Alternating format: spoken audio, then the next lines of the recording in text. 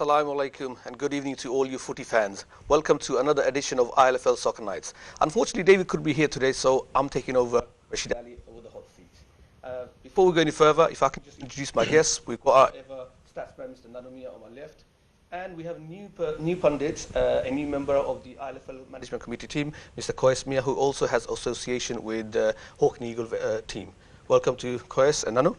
Now, last Sunday, we saw the first round of the ILFL League Cup. We also saw the ever-promising, very, very passionate Vets League Cup, which took place on Thursday, the quarterfinals and the semi-finals.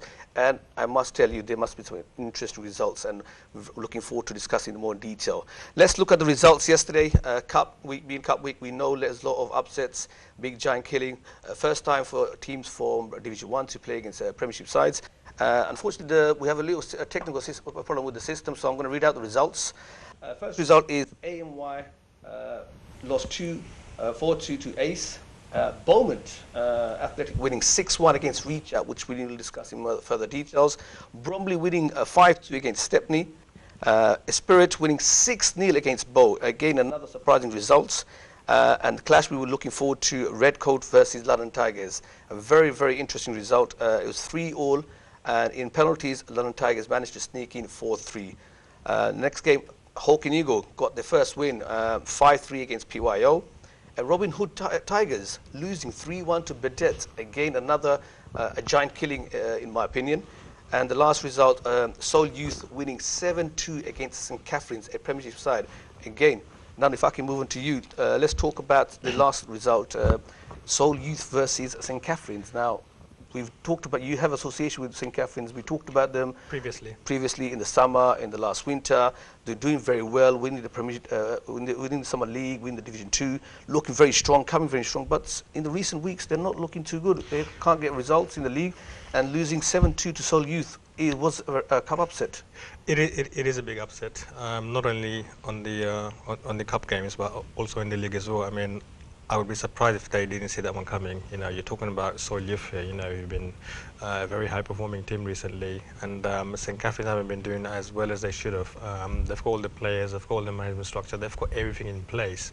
And it's surprising, really, because when you see a team like that, when nothing has changed, you know, they stop performing. It's one of them things, you know, I'm not sure if it's something to do with them being under pressure, being in the Premier Division. Well, to be honest, I mean, before the cup game, St. Catherine's came into this game without winning a game in the league.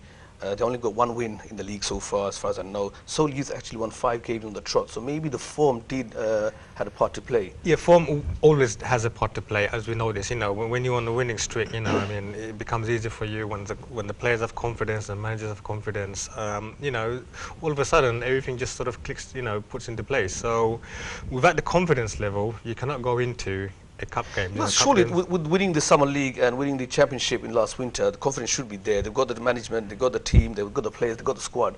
So I'm trying to figure out what's gone wrong all of a sudden this season. It should be. I'm slightly baffled to understand what has gone wrong. You know, I mean, a few weeks ago I kind of mentioned about St. Catherine's again, saying that, you know, how well they do in the second and first divisions, and they did this before as well. You know, some years ago they were unbeaten. Yeah, they were unbeaten in the second division. They were unbeaten in the first division. They went straight into Premier and thinking that, you know, they might win it as well. And all the other teams got this slight jitters. But as it turned out, you know, they basically got relegated that season, and it took them a number of years to get back into shape again. You know, I mean, it took them a while. I was managing one of the B teams as well, and I know how tough it is to get, you know, a permanent manager role in any team, because we're talking about, you know, voluntary work here. You know, people have to spend a lot of time.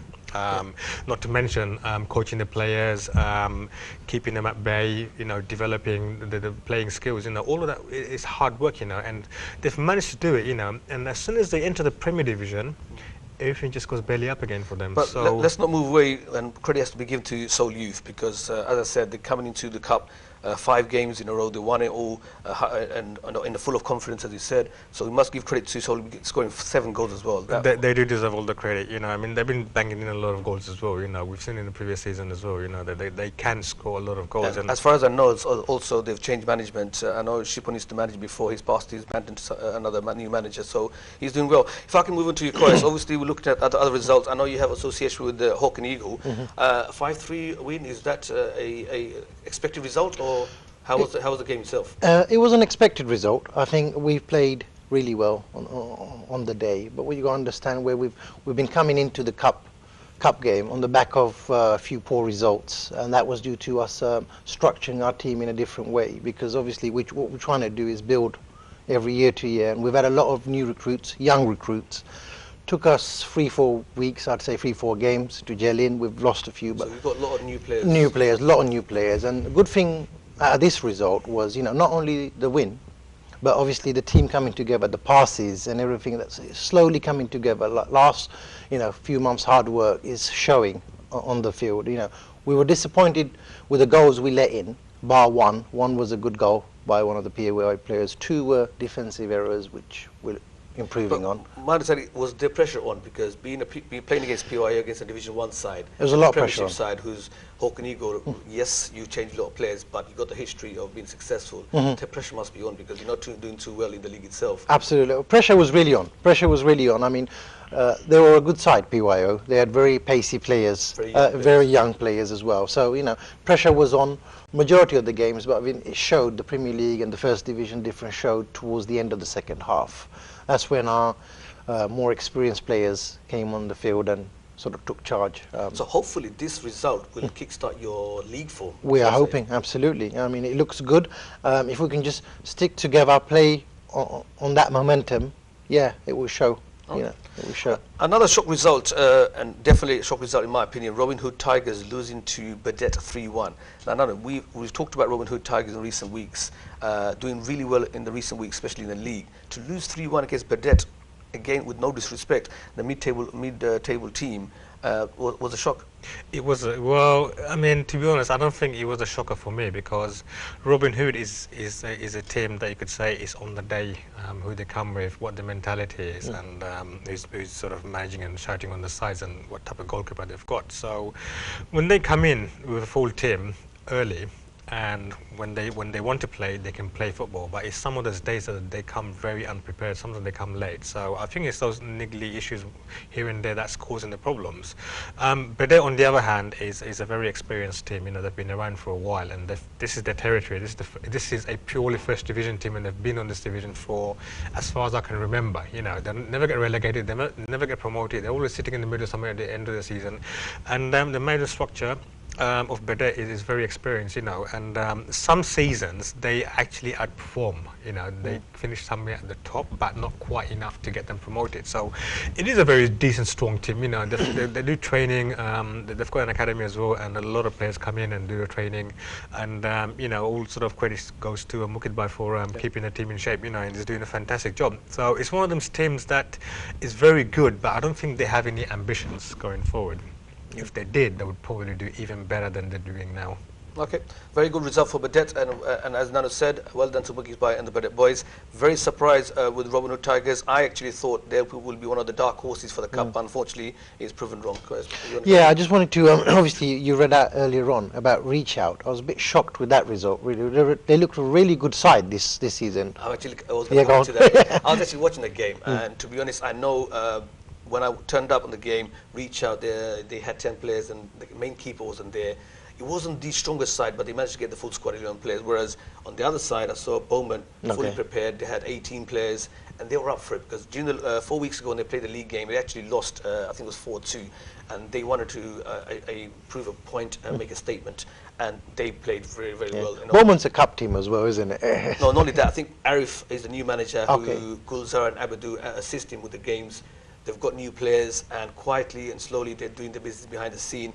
And yesterday they wanted to win the game. Right. One particular player, Polash, was played in the wing, was outstanding. He scored 3 goals out of the 6, made other opportunities, so he was a mad match for me. But the central midfield, where Bobby, Aziz, and Zavi played, they were too good. I think maybe reach out, didn't have the stronger side, but credit has to be given to Beaumont, Arif and the management for getting result, because to be honest, when the draw was done, when the draw was done, I think Reacher were the favourites. The other results I wanted to just discuss was the London Tigers and Redcoat. Now we're looking forward towards the game. Redcoat doing fantastically well in the Division 1, winning most of the games, scoring bags of goals against London Tigers, last year's Premiership champions. Now, I was watching that game as well, and Redcoat in the first half should have scored at least 3 or 4 goals, but they lacked that clinical finish, and instead London Tigers win a 3-0 up. In the last 9-10 minutes, Redcoat got a player sent off. So now Tigers are feeling comfortable, 3-0 up, 10 minutes to go, they're making subs, getting fresh legs on. And guess what happens? Redcoat come back and score 3 goals, and it's gone to penalties. So credit to Redcoat for a fight back, a spirited fight back. My only concern is 1 or 2 players need to control their passion, because I could see the player that got sent off, he lost the plot. The management need to take responsibility of controlling their players. So had he been on the pitch, I think they could have won the game. So obviously went to penalties, and I think London Tigers, having the experience, they managed to sneak in 4 free goals. What would you say to the London Tigers? How things are going, because obviously they're bottom of the league at the moment of time, escaping through in the cup round. Yeah, I mean, it's hard to imagine or digest London Tigers being in this sort of particular position. I mean, you always understand that London Tigers, for all the players, have got the right management structure. They come in early, they do all the warm-ups, and they have all the regular players, filling the gaps all the time. We mentioned that obviously they got a new manager, but after 4 or 5 weeks, you can't keep using the excuse, because obviously it's his responsibility to make sure the players are there and it's a really difficult position to be in. I've been in a similar position. I mean, you kind of come into a team, you don't have the respect of the players straight away. You don't know who to play where. You try a method and it doesn't work out for you 3 or 4 weeks, okay? Now, maybe that method might work on the 5th week, but you don't know. You're under pressure. You're heavily under pressure, and you could have gained 12 points, but you can't, So you start making some changes, and that doesn't work. That also backfires. What do? It spirals out of control. It's a very, very difficult position to be in, So obviously, similar to Hawke and Eagle, hopefully this win will galvanise the team, and hopefully they'll take it to the league form and start. Yeah, let's just sort of hope so. I mean, let's just take this as a bit of a motivation for the team. But one thing that you have to remember is that PYO isn't a Premier Division side. Yeah.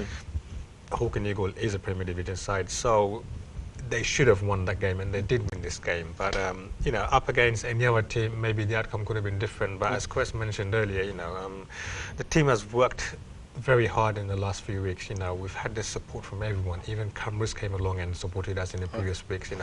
So yeah, so good results. Okay, on that result, we have to take a break, and obviously when we come back, we'll talk about the ever popular Vets League Cup, which took place last Thursday. So don't go away. We'll see you in 2 minutes.